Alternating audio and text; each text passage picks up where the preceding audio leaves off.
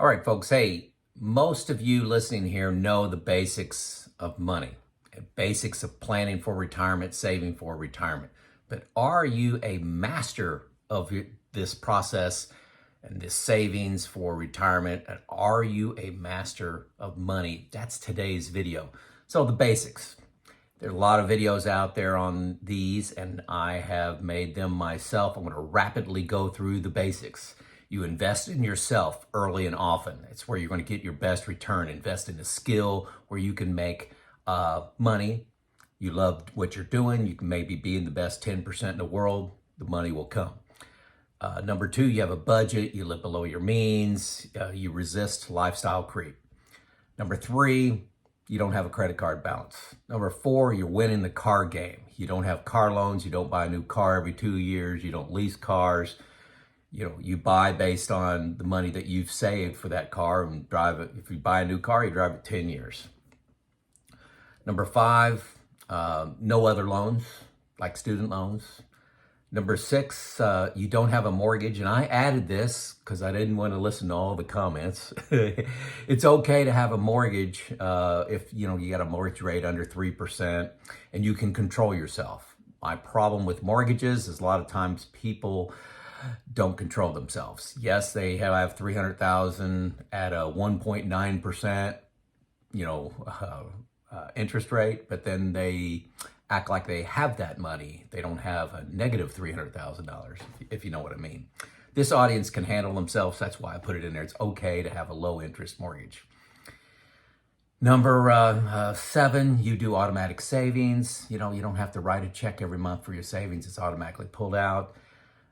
Number eight, you do investing of that money. You don't just put it in a low yield savings account. You believe and understand compounding of money. And number nine, you know that things do not buy happiness. It's relationships and giving and just experiences is what has lasting happiness tied to it, not things. There's always somebody that makes more money, and keeping up with the Joneses just never turns out well. A lot of frustration there. So those are the basics, okay? You know these things. So, masters of money, okay? There's 8 things that I listed here. Keep score. I want you to let me know in the comments, get a discussion going on these. Do you have all 8? First, my name is Joe. I'm 59 years old. I have been retired for 5 years now.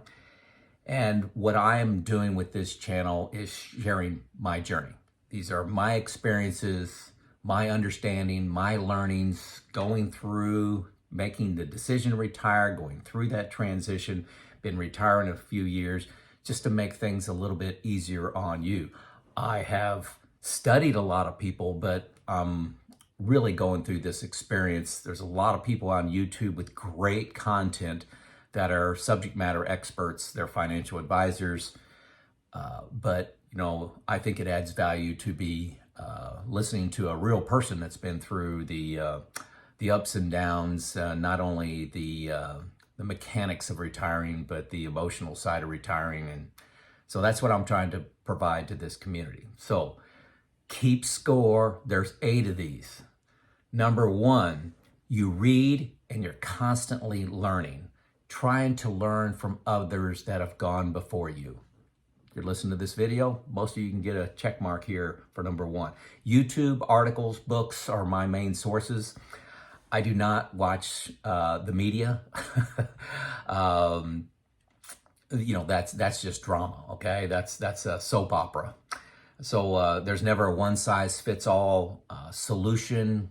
Personal finance is personal. So there's always something to learn from somebody else. Look for that nugget. Taxes is a big deal. Asset allocation advantages, disadvantages. Is your money in Roth, pre-tax, brokerage, all those things. What's the right position for you to be in? So constantly learning. Number 2, you know the Wall Street myths. Folks, I got this book called Debunkery by Ken Fisher, published in 2011, at least that's this edition. There's 50 myths of Wall Street that he goes through, and each one of them are about 4 pages long, supported by graphs and data. I love this, okay? So I have selected my favorite 5 things that really maybe I've struggled with or that I really want to keep in mind of these Wall Street myths. These are all in number 2, okay? Number 1 is trust your gut. I knew that would happen. How many times has this happened to you? Is like you're thinking about 50 different things with your investments, and one of those is there could be a recession.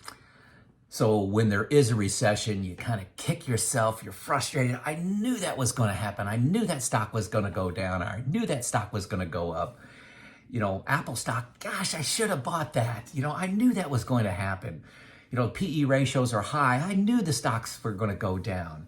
All these things, your gut is lying to you. We have all these thoughts, and we select the one thing that happened and we compare that to the one thought we had and we say we knew it, but it was in a pile of ideas we thought. So trust your gut. That one's a big one for me. Number 2 inside of Wall Street myths is bonds are safe.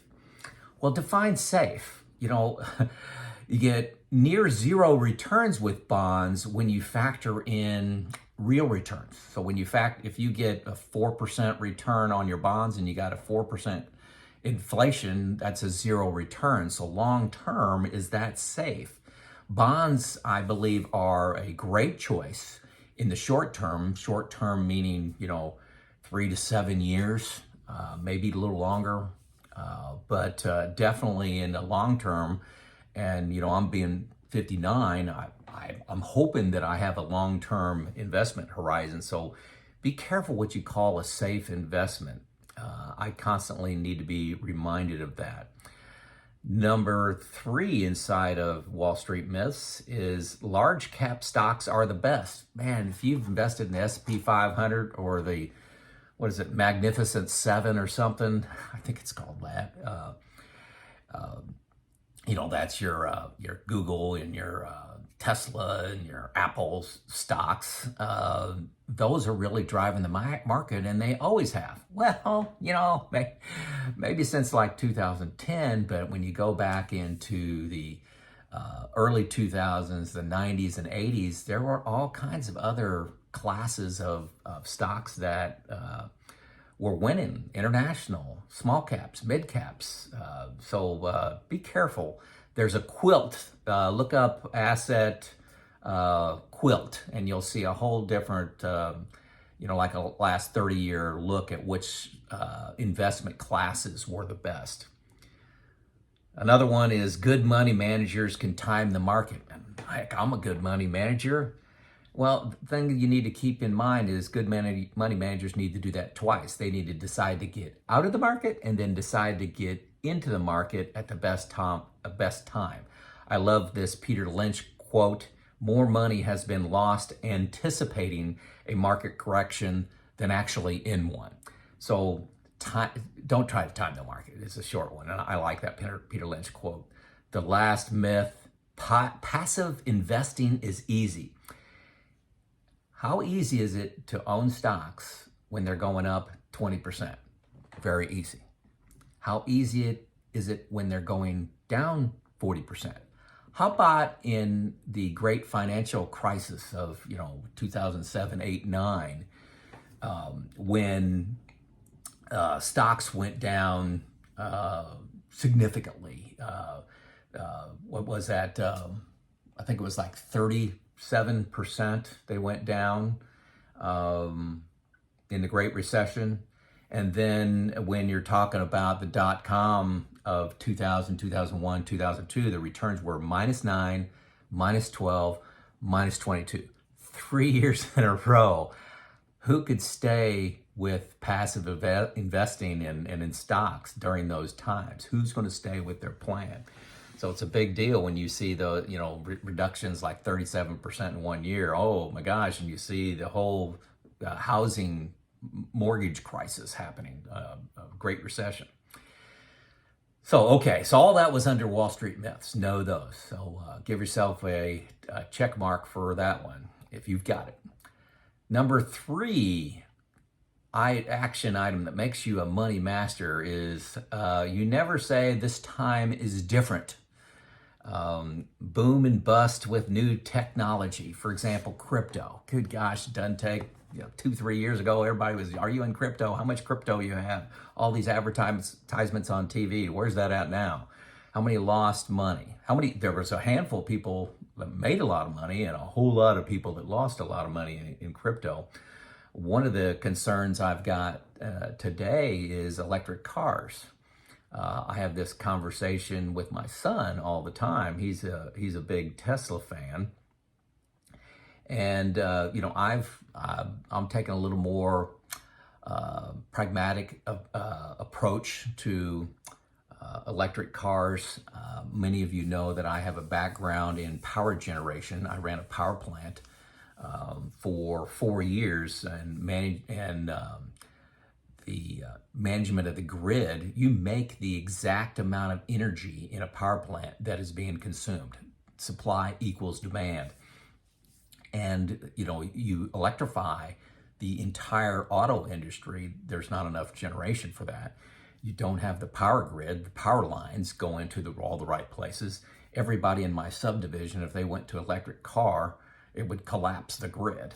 So there are serious infrastructure issues that need to happen.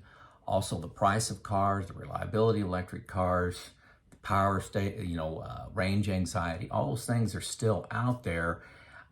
The early adopters love it. Early adopters always love new technology.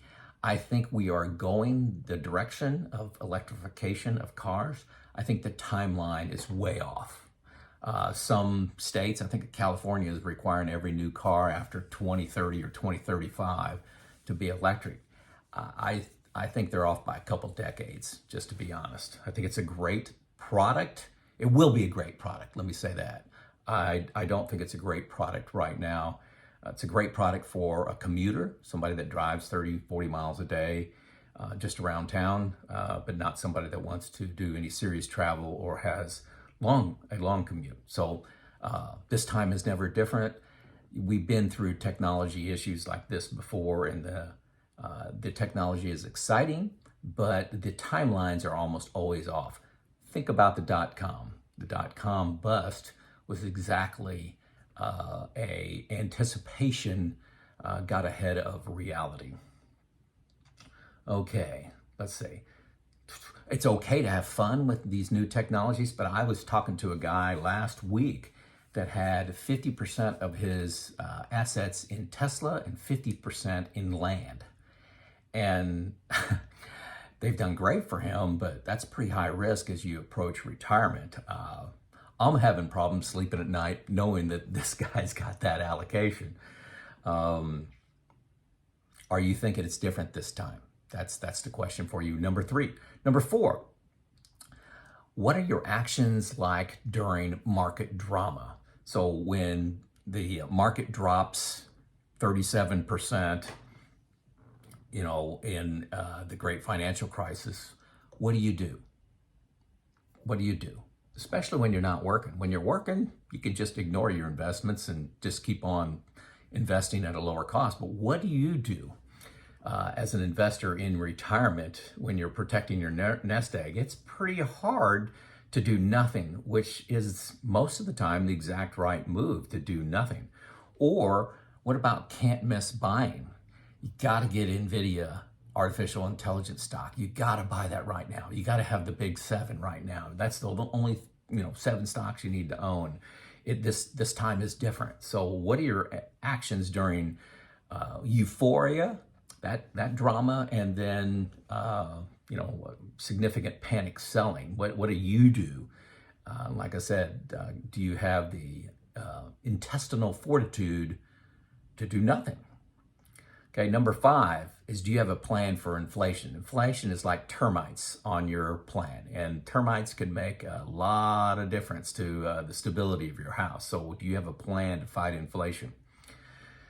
Number 6 item that makes you a master of your money is you use a comprehensive software package. Folks, there are a lot of moving parts to your retirement plan. Very difficult, close to impossible for you to create that in your spreadsheet. It's possible, but you got to be in the gifted 1%. If you're not in the gifted 1%, take a look at the software package. That is my first link below. You get 2 free weeks, with by using that link. And then it's $120 a year is what I pay. Been buying for the last 3 years. I love this software package, and it looks at all the moving parts of when I'm retiring, my investment rates, suggest timing of Social Security, Roth conversions to manage taxes, all this artificial intelligence to make your plan better, and shows that, hey, if you push Social Security out here, here's what happened to your investments. Here's all, you can invest, where's your money invested at? Is it in stocks? Is it in bonds? What kind of rates of return do you want to put in there? Runs Monte Carlo simulations. I'm telling you, I can't imagine my retirement without this software package.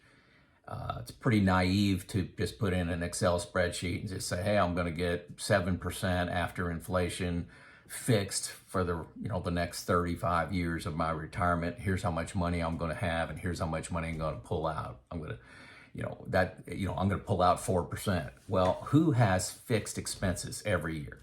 We buy cars, we put on new roofs on our house, we do remodeling, we have maybe once every 4 years, you may take an expensive vacation to Europe or Alaska or, South America, something like that. Life doesn't happen in a controlled, fixed way, and this software package helps you through that. So I think it's a key, it's a game changer, not only for understanding your retirement plan, but most of the time, the vast majority of people that use this software package figure out that they can retire earlier and spend more money. Confidence to spend is a big deal. I've talked about that in several videos. Number 7, okay, this makes you a master of money. Stress testing your plan, okay? Everybody can create a plan, okay? You just, instead of putting 7% return in your Excel spreadsheet, put in 9, put in 10, put in 11, okay? It's gonna freaking lower your expenses. The trick is knowing where it's going to fail. What if you lose your job 2 years earlier than you planned? What's that look like? What's that matter in your taxes? What's that do to your savings? Okay, what if you had a one-time surprise expense, unexpected? I like one of the things that, really caught on with this audience here. I think one of my cool ideas, and I don't know anybody else doing this, is I put an expense item called crazy spending, okay? So right now it's set to 0. So inside a new retirement, which is my retirement plan, I have a $0 in there. So it solves, okay? I solve, say it's at 95% probability of success. I'll put in crazy spending of $500 a month. And then at 95 drops down to 92. Okay, so $500 a month doesn't break my plan. What about $1,000? Oh, when I put in $1,000 a month, it drops me down to 81. I don't feel good about 81%.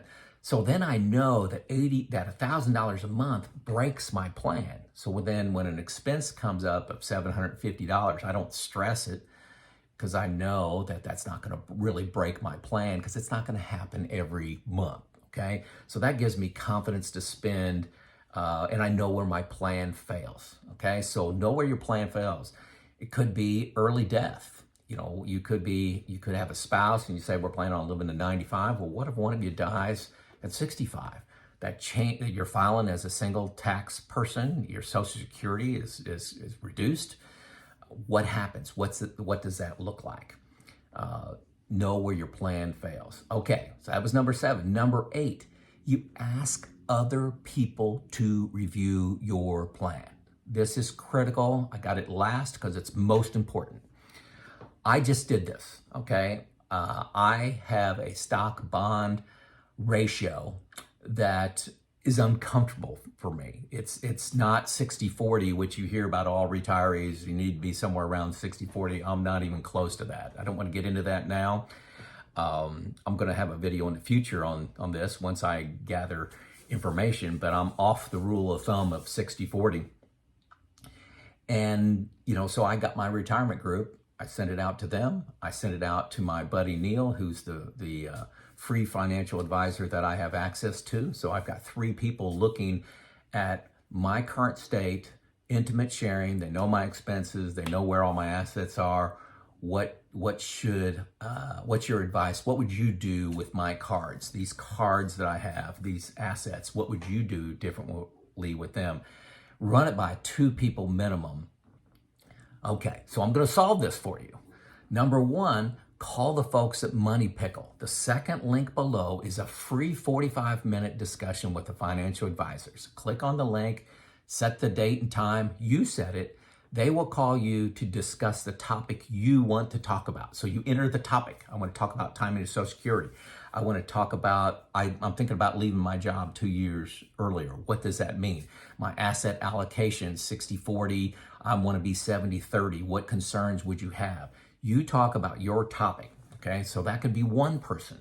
The second thing you can do is when you have new retirement, use the link below, they have a financial coach that you can talk to. Now, when you get personal attention from them, they charge you $250 from that, but that can be the best $250 you ever spent. They also have an option for $1,500 a year, which is a bargain compared to assets under management. $1,500 a year. They'll create a plan for you and then have talks throughout the year that you can access them. $1,500 a year. That's a bargain for most of you folks that are going to do it yourself. But you've run your plan by at least 2 other people. So hopefully, I'm not just saying run it by 2 other people and you roll your eyes and say, I don't know how to do that. Money Pickle is number 1. The folks at New Retirement, number 2. Okay. The New Retirement, I think you'll find $250 is a bargain to review your plan with somebody. They'll review your New Retirement, your software plan and inputs and all that kind of stuff, results. So great. I've only heard great things out of the folks at New Retirement, and I've heard great things out of the coaching that people got for free from Money Pickle. So check that Money Pickle link out and also the New Retirement link. So how did you score? I gave you 8 ways to be a master of your money in the School of Joe Kuhn, okay? School of Joe. So how did you score? Let me know in the comments. Did you learn anything from this? Okay, let me know in the comments. The third question I have for you for the comments is there an investing myth that is very important and educational for you that you try to combat? You try to combat that myth. So what myth is generally known on Wall Street that you really have to watch out for? Let me know that in the comments. It's Joe out.